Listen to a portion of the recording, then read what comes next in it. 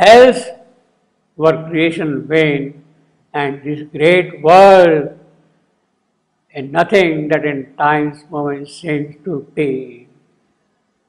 Now, in fact, what is going to happen at this juncture, Savitri cannot see. But her wish, her desire, her will is that let things move beyond man. If man progresses, welcome. If it does not, forget about man and let other things happen here. Now, that was the struggle the mother was experiencing in the yoga of physical transformation.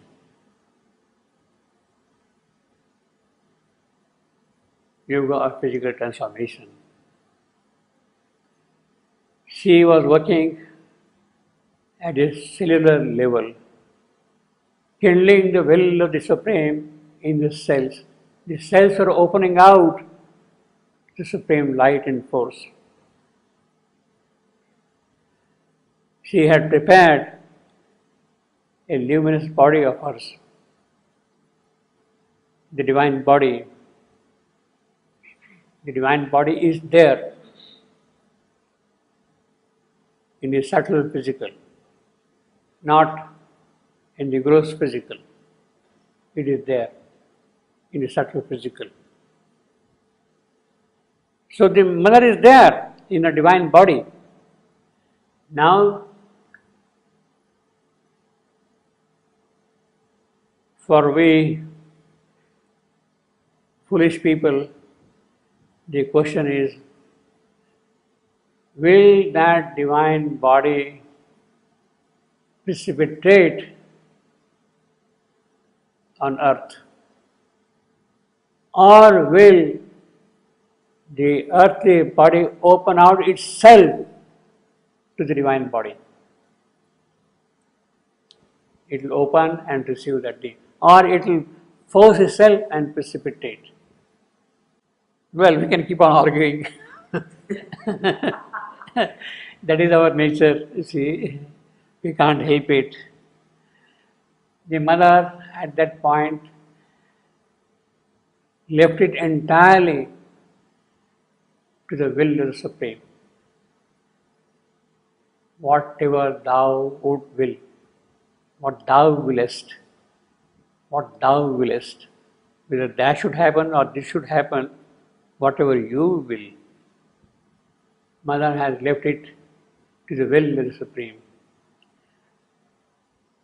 Did Mother resign herself from her work by passing on the responsibility to the Supreme?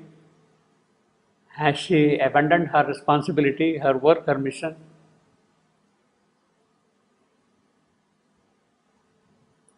It may seem to be so.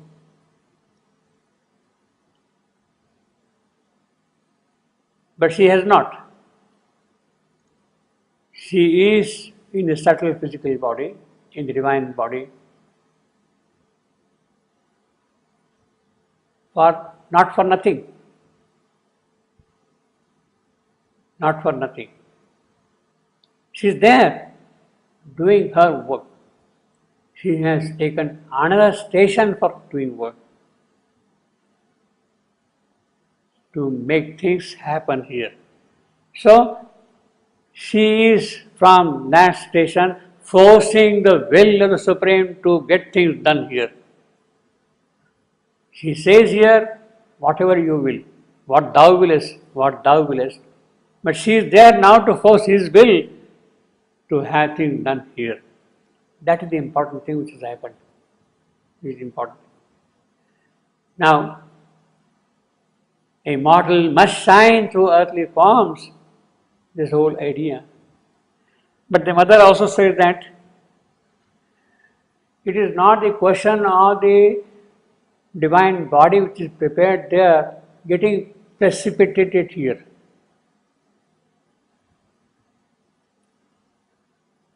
it is not sufficient. It also had to happen from below. Because he says that if it can get precipitated like that, it would mean that it can disappear also. It may not be stable. It may not be permanent in that sense. Things have to also get ready from here. So it's a double process of exercising force from above and preparing something from below, which must constantly happen. If that preparation from below is not there, then whatever might come here can also get lost, can disappear, can vanish. It will not be permanent in that sense. So if you want that kind of a permanency of the divine body here coming down from above, there has to be a sufficiently strong preparation from at the bottom here. Then only things can move forward. And immortal shine through earthly form, that is what will happen at that point of time. You see. Else, if this does not happen, then this creation is useless. You have made a vain attempt. You are trying something and kind of experiment, but you have failed. I give you a certificate that you have failed. See. Else were creation vain, and this great world and nothing that in time's moment seems to be.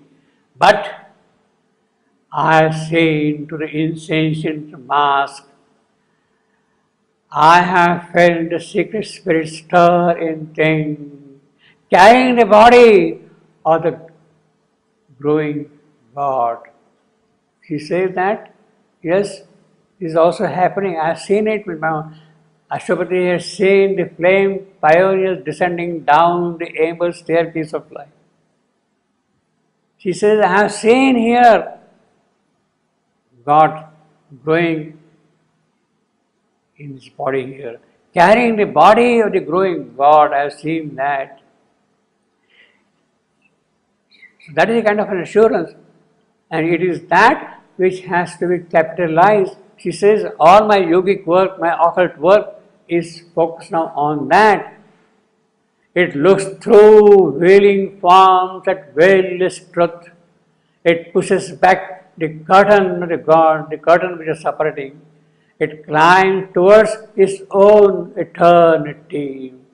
That is the life divine she was searching for long.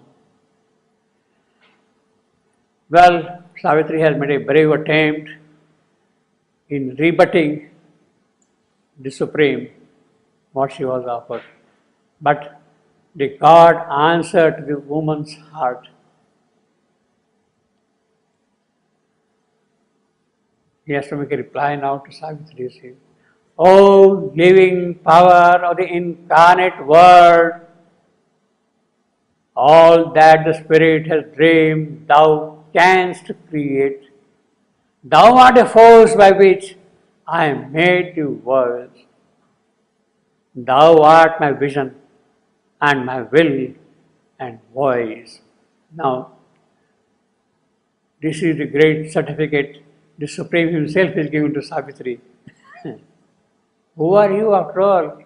You are my incarnate Word. Incarnate Word. You are, again, he is asserting that she is the incarnation. Word, Logos, the divine Logos, you are that Word. What does that mean? In the beginning of the Word, and the Word was with God, and the Word was odd. St. John, no? That's what he said, St. John's.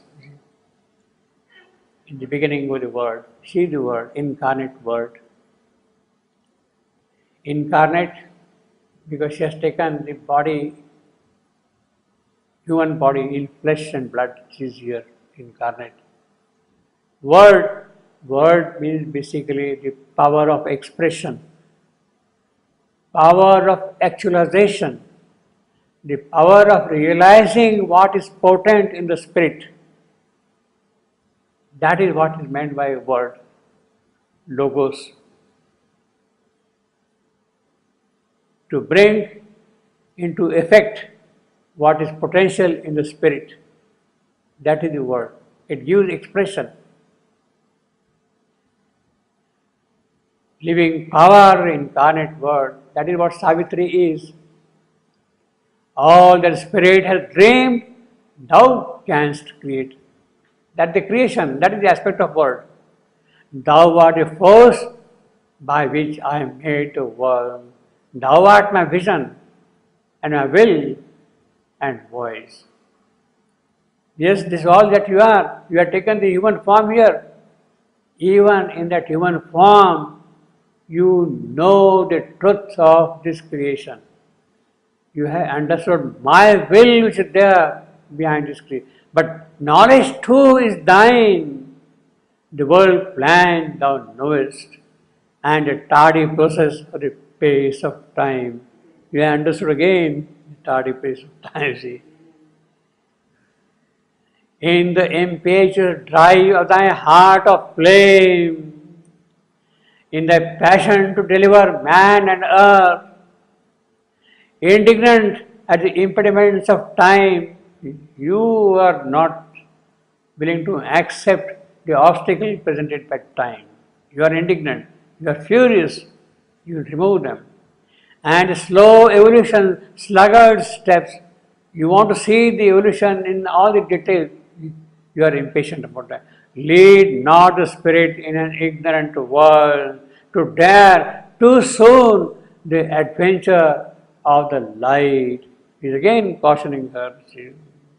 Pushing the bounded slumbering God and man, awakened with the ineffable silences into endless vistas of the unknown and unseen, across the last confines of the limiting mind and the superconscious perilous borderline into the danger of the infinite. Don't lead into the dangerous infinite.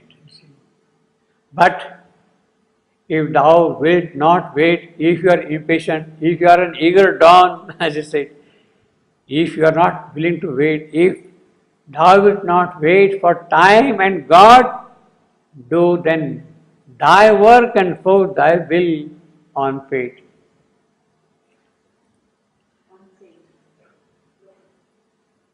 It gives her full freedom, yeah. If you are not able to, yeah. do it. Yeah. Go ahead. Yes.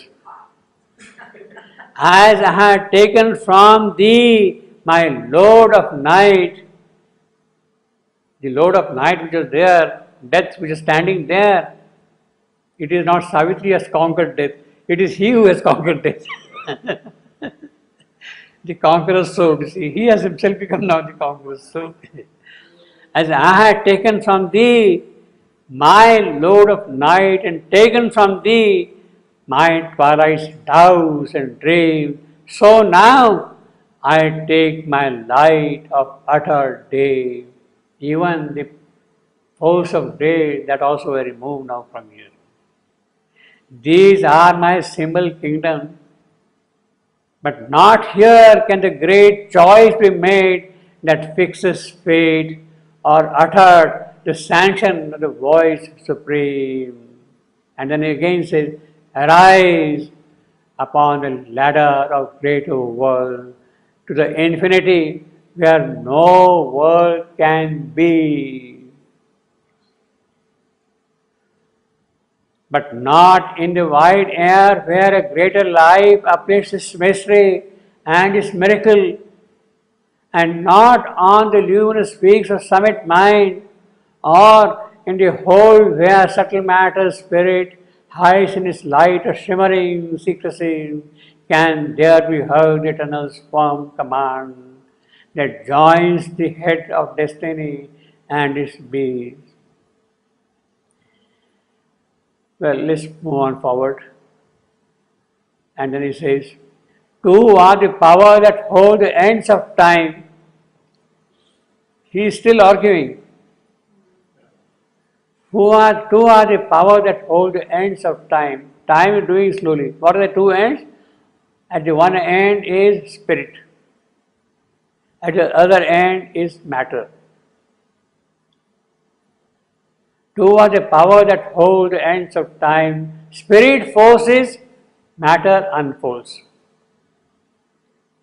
So the manifestation has to take from matter. Spirit wills from above. The dumb executor of God's decree, omitting no iota and no dot, agent unquestioning, inconscient star, evolving inevitably, a charged content, intention of his force in time and space, in animate beings and inanimate things, immutably it fulfills its ordered task. It cancels not a tittle of things done, unswerving from the oracular command. It alters not the steps of the unseen. If thou must indeed deliver man and earth, well, this is the thing. If thou must indeed deliver man and earth of the spiritual height, look down on life, discover the truth of God and man and world. That is what God is, what world is, what earth is, that you first discover. Then do thy task knowing and seeing all. And therefore he says again, ascend, O soul, into thy timeless self. Choose destiny's curve and stamp thy will on time. He is again arguing against Savitri. But Savitri is going to reply, a moment was abroad. After the end, a moment was abroad. A cry, a word, beginningless in its vast discovery, momentless in its unthinkable return. Quiet is calm, she heard the eternal thought, rhythming itself abroad unutterably in spaceless orbits and on timeless road. In an ineffable world, she lived fulfilled. And then an energy of the triune infinite, triune Sat Chit Ananda, is power, is energy. In a measureless reality she dwelt. So she is living now in that reality of Satchidananda. In a measureless reality she dwells. A rapture and a being and a force. You see, he has described now what is the triune unity. The triune unity is a rapture, being, force. Sat Chit Ananda. Sat, that is being. Chit, that is force. Rapture, that is Ananda. That is a triune unity, Sat Chit Ananda. A linked and myriad motion plenitude, a virgin unity, a luminous spouse, housing a multitudinous embrace, to marry all in God's immense delight, bearing the eternity of every spirit, bearing the burden of universal love, a wonderful mother of unnumbered souls. All things she knew because of that triune infinity. All things she knew, all things imagined or willed, her ear was open to ideal sound, shape the convention bound no more the side. 1,000 doors of oneness was her heart. A crypt and sanctuary of brooding light appeared. The last recess of things beyond.